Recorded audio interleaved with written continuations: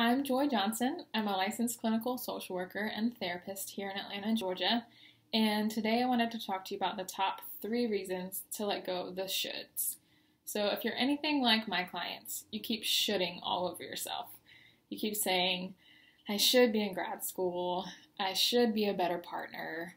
I should be able to afford a house by now. The list goes on and on. Really what it comes down to is I should be better or I should be different.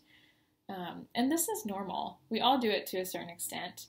I think especially if you're a 20 or 30 something who's working on building a life for yourself, you look around and see people in the places that you want to be and you feel like you should be there too. Self-awareness of where you're at in life and of your weaknesses is a healthy thing, but it's definitely not the same thing as beating yourself up with shoulds or basing your self-worth on what others are doing. You can be aware while also having compassion for yourself as a flawed human being, just like you would for a friend who's feeling the same emotions. So the 3 reasons, based on research by Kristin Neff, that self-compassion is so important is, number 1, greater self-compassion is actually correlated with lower levels of anxiety and depression. And this is so huge. When we continuously push away our negative emotions and don't allow ourselves to be present with them and compassionate with ourselves about them, it makes it harder to process them in a healthy way. And I think we actually hold on to those emotions longer than we would otherwise. Number 2 is that self-compassion is actually more motivating than self-criticism.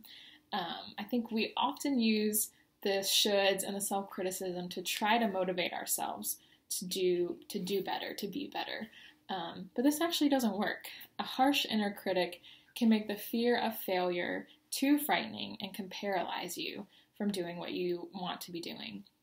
Self-compassion actually motivates you to do things because you care about those things and that you care about yourself.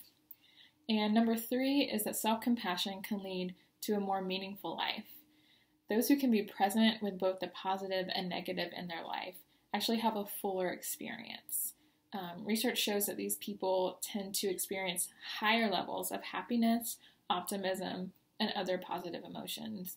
And I think this is because when you can be present in your own suffering and your own pain and have compassion for yourself, you can be much more present in your joy and you can feel that more fully and feel that you are worthy of feeling joy and you deserve to feel that joy.